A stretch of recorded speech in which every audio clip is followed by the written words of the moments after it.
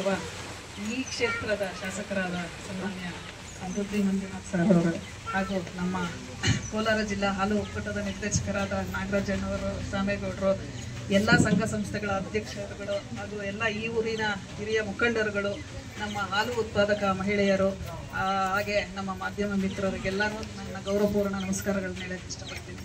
ಹಾಗೆ ಇವತ್ತು ಬಹಳ ಸಂತೋಷ ದಿನ ಅಂತಾನೆ ಹೇಳ್ಬೋದು. ಯಾಕೆಂದ್ರೆ ಎಲ್ಲಾ ಕೆಲಸ ಕಾರ್ಯಗಳನ್ನು ನಾನು ಬಹುಶಃ ಬೆಳಗ್ಗೆಯಿಂದ ನೋಡ್ತಾ ಇದ್ದೀನಿ, ಬಹಳ ಬ್ಯುಸಿ ಇದ್ದಾರೆ ನಮ್ಮ ಶಾಸಕರು. ಎಲ್ಲಾ ಕೆಲಸ ಕಾರ್ಯಗಳನ್ನ ಬದಿಗೊಟ್ಟು ಇವತ್ತು ನನ್ನ ಕ್ಷೇತ್ರದ ಒಂದು ಸಮಾರಂಭ ಅಂತ ಅವರು ಮನಸ್ಸಲ್ಲಿ ಇಟ್ಕೊಂಡು ಇವತ್ತು ನಮ್ಮ ಈ ಕಾರ್ಯಕ್ರಮಕ್ಕೆ ಬಂದಿದ್ದಾರೆ.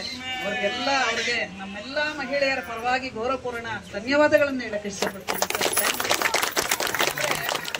ಈಗ ಮಳೆ ಬರ್ತಾ ಇದೆ, ಏನೋ ಒಂದ್ ಸಂಘ ಸಂಸ್ಥೆ ಒಂದು ಚಿಕ್ಕದು ಸಂಘ ಓಪನ್ ಮಾಡ್ಕೊಳ್ಳಿ ಅಂತ ಇರ್ಬೋದು, ಎಲ್ಲರೂ ಒಂದ್ಸಲ ಕೆಲವರಲ್ಲಿ ಇರುತ್ತೆ. ಆದ್ರೆ ಅದನ್ನೆಲ್ಲ ಒಂದು ಪಕ್ಕಕ್ಕಿಟ್ಟು ಇವತ್ತು ನನ್ನ ಕ್ಷೇತ್ರದ ಒಂದು ಸಮಾರಂಭ, ಏನೋ ಮಹಿಳೆಯರಿಗೆ ನನ್ನ ಒಂದು ಹಿತವಚನಗಳನ್ನ ಹೇಳೋಣ, ನನ್ನ ಸಹಕಾರ ಕೊಡೋಣ ಅಂತ ಬಹಳ ಒಂದು ಒಳ್ಳೆ ಮನಸ್ಸಿಂದ ಅವ್ರು ಬಂದು ಇವತ್ತು ನಮ್ಮ ಕಾರ್ಯಕ್ರಮಕ್ಕೆ ಭಾಗಿಯಾಗಿದ್ದಾರೆ. ಬಹಳ ನಾವು ಗೌರವಪೂರ್ಣವಾಗಿ ಮತ್ತೊಮ್ಮೆ ಅವರಿಗೆ ಧನ್ಯವಾದ. ಏನು ಮಹಿಳೆಯರು ಇವತ್ತು ಸಂಘ ಹಾಲು ಉತ್ಪಾದಕ ಇವತ್ತು ಒಂದು ಸಂಘ ಓಪನ್ ಮಾಡಿದ್ದೀರಾ. ಓಪನ್ ಮಾಡೋದು ಬಹಳ ಮುಖ್ಯ ಅಲ್ಲ, ನಾವು ಅದನ್ನ ನಡ್ಸ್ಕೊಂಡು ಹೋಗೋದು ಮುಖ್ಯ. ಸಾರ್ ಹೇಳಿದ್ರು ನಿಮ್ಗೆಲ್ಲರಿಗೂ ನಾನು ಒಂದು ಸಹಕಾರ ಕೊಡ್ತೀನಿ ಅಂತ.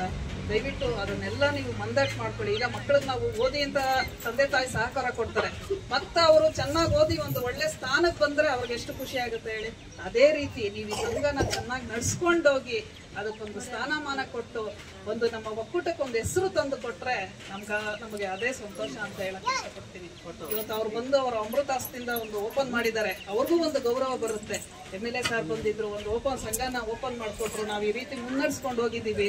ಮುಂದೆ ಇದನ್ನ ಚೆನ್ನಾಗಿ ಒಂದು ಒಳ್ಳೆ ರೀತಿ ನಡ್ಸ್ಕೊಂಡು ಹೋದ್ರೆ ಎಲ್ರಿಗೂ ಖುಷಿ ಆಗುತ್ತೆ. ಹಾಗೆ ನಮ್ಮ ಮಹಿಳೆಯರಿಗೆ ಇನ್ನೊಂದು ಕಿವಿ ಮಾತು ಹೇಳಕ್ ಇಷ್ಟಪಡ್ತೀನಿ. ಅಮ್ಮ, ಎಲ್ಲಾ ಕೆಲಸಗಳು ಇದೆ, 4 ಗಂಟೆ ರಾತ್ರಿಗೆ 5 ಗಂಟೆಗೆ ರಾತ್ರಿ ಎದ್ದು ನೀವು ಬಹಳ ಕಷ್ಟಪಟ್ಟು ಒಂದು ಹಸುವಿನ ಸೇವೆ ಮಾಡ್ತೀರಾ. ಇವತ್ತು ನಿಮ್ಮನ್ನು ಕಾಯೋದು ಅದೇ. ನಿಮ್ಮ ಮಕ್ಕಳು ವಿದ್ಯೆ, ಗಂಡಸರು ಎಷ್ಟೋ ದುಡ್ಕೊಂಡು ಬರ್ತಾರೆ, ಇವಾಗ ಎಷ್ಟೋ ಬೆಳೆಗಳಾಗ್ತಾರೆ, ಎಲ್ಲ ನಷ್ಟ ಆಗ್ತಾ ಬರ್ತಾ ಇದೆ. ಸಿಕ್ಕೋರ್ಗೆ ಸಿಗುತ್ತೆ, ನಷ್ಟ ಆಗಲ್ಲ. ಆದ್ರೆ ನಷ್ಟ ಆಗದೆ ಇರೋದು ನಮ್ಮ ಜೀವನಕ್ಕೆ ಒಂದು ಆಧಾರ ಅಂತ ಸಿಗೋದಂದ್ರೆ ಹಸುವಿನಲ್ಲಿ ಮಾತ್ರ. ಬಹುಶಃ ಅದು ನಿಮ್ಗೆ ಗೊತ್ತಿರ್ಬೋದು. ಈಗ ಕೊರೋನಾ ಟೈಮಲ್ಲಿ ಯಾವ್ದಾದ್ರು ಎಲ್ಲಾರು ಸಂಪರ್ಕಗಳೇ ಕಡ್ದೋಯ್ತು, ಯಾರ ಜನಗಳದ್ದು ಸಂಪರ್ಕನೇ ಇಲ್ಲ. ಆದ್ರೆ ನಮ್ ಕೈ ಹಿಡ್ದಿದ್ದು ಯಾವ್ದು ಹೇಳಿ ನೋಡೋಣ. ಲಾಸ್ಟ್ ಅಲ್ಲಿ ಕೈಗೆ ಅಮೌಂಟ್ ಬಂತು, ಎಲ್ಲಾರು ಕೆಲಸಗಳು ಕಳ್ಕೊಂಡ್ರು, ಎಲ್ಲಾ ಮನೆಗಳಲ್ಲಿ ಇದ್ರು. ಆದ್ರೆ ನಮ್ಮ ಕೈ ದಯವಿಟ್ಟು ಅದನ್ನ ಮಂದಟ್ ಮಾಡ್ಕೊಳ್ಳಿ. ಹಸುಗಳನ್ನ ತಗೊಳ್ಳಿ.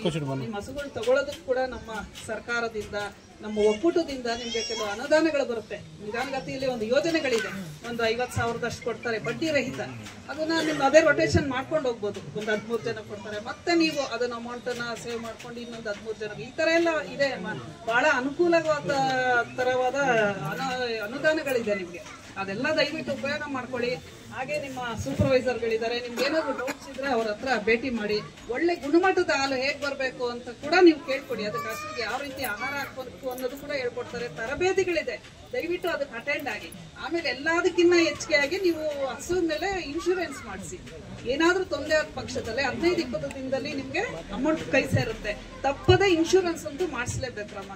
ಈ ರೀತಿ ಮಾಡಿ ಎಲ್ಲಾ ಒಂದು ಒಳ್ಳೆ ಗುಣಮಟ್ಟದ ಹಾಲು ಹೆಚ್ಕೊಂಡೋಗಿ ನಮ್ಮ ಒಕ್ಕೂಟಕ್ಕೆ ಒಂದು ಒಳ್ಳೇದ್ ಮಾಡಿ, ನಿಮ್ಗೂ ಒಳ್ಳೇದಾಗ್ಲಿ ಅಂತ ಹೇಳ್ತಾ ನಂದೆರಡು ಮಾರ್ಕ್ಸ್ ಮುಗಿಸ್ತೀನಿ.